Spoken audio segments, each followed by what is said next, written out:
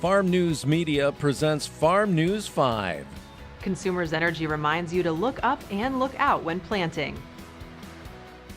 Agriculture sales and use tax exemptions are signed into law, and Michigan Agricultural Commodities' Chris Betz will join us later with a look at markets. I'm Janelle Brose, and this is Farm News 5. Farm News 5 is brought to you by Ford.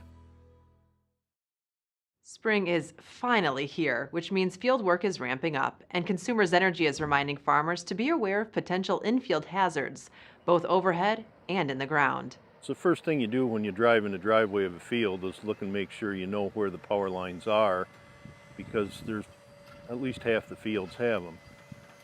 The wider your piece of equipment or the higher, the more you have to be aware of the lines, how high they are, where the poles are in relationship to the roads, because my equipment's wide enough now I can't run between the road ditch and the power line, so I've got a big swing to make in and out around those poles. Well, our main concern, the consumers, is that we don't want anybody to get injured. We want them to stay away, at least 10 feet away from our lines, whether it be up above or even down below around the pole. Lines and poles can be replaced, but people can't, so we just want them to stay as far away as they can. If your equipment does come in contact with overhead electrical lines, Consumers offers these safety tips. The best thing for them to do is to stay in the vehicle that they're in, unless it's unsafe to do so, if it's on fire or whatever. Obviously stay in the vehicle, call for help, 911, and make sure that power is off before they leave the vehicle. If they're not able to do that, there's a fire situation or whatever, they want to jump as far as they can from the vehicle and then do what we call a shuffle, where they keep their feet close together when they're walking away. Consumers says none of their lines should be below 16 feet.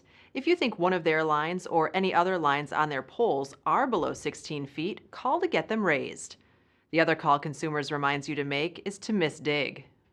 So we recommend that farmers pre-plan for any digging project. They're going to want to call misdig at least 3 days before they dig.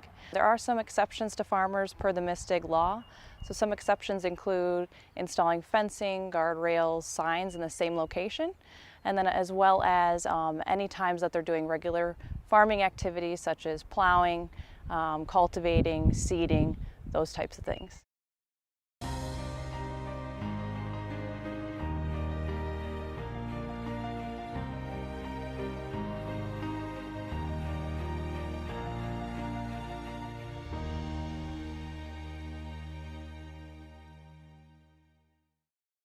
Farmers across the state can breathe a little easier after Lieutenant Governor Brian Calley signed into law legislation to protect agriculture's sales and use tax exemptions. So House Bills 4561 and 4564 recently signed into law. Representative Dan Lowers and Tom Barrett were the primary sponsors, and together the bills provided some clarity to the Department of Treasury when agriculture equipment is used and therefore eligible for the sales and use tax exemption. Over the years, Treasury has been auditing some of our farmer members, and equipment that we've always thought was agriculture and therefore eligible for the tax exemption, they said was not. So the bills provided some of that clarity so that if equipment is direct or indirectly related to the farming operation, it's eligible for the exemption, as well as some needed clarity when it comes to greenhouses. So if a greenhouse can be disassembled and reassembled without affecting the functionality of the greenhouse, it's eligible for the sales tax exemption, and any equipment directly used in that operation is also exempt. Even when great care is taken, accidents happen. For tips on what to do if your farm equipment is in a motor accident, consult Foster Swift's Farm Equipment Accident Reference Sheet. Farm Bureau members are asked to act by Monday, May 7th to support water use standards being proposed within House Bill 5638.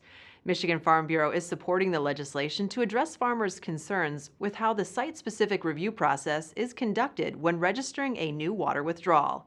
You can complete the action request via text message or on Michigan Farm Bureau's website.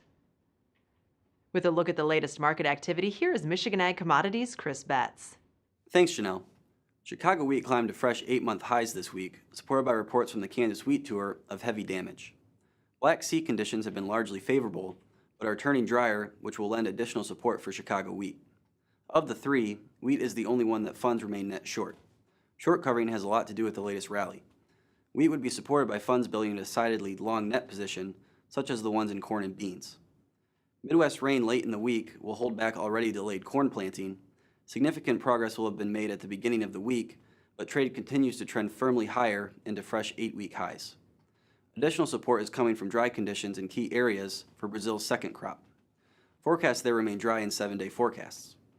Beans made a firm close Thursday after the meeting between Chinese and U.S. officials over trade relations ended without significant comment.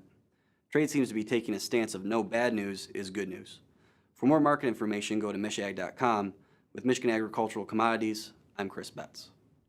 We leave you with a bird's eye view of Rick and Lance Van Gilder tilling and planting on their farm in Fowlerville. You can see a complete cab cam interview from Tim Rogers' visit to Van Gilder Farms and other cab cams on Michigan Farm Bureau's YouTube channel. I'm Janelle Brose. Have a great week of farming.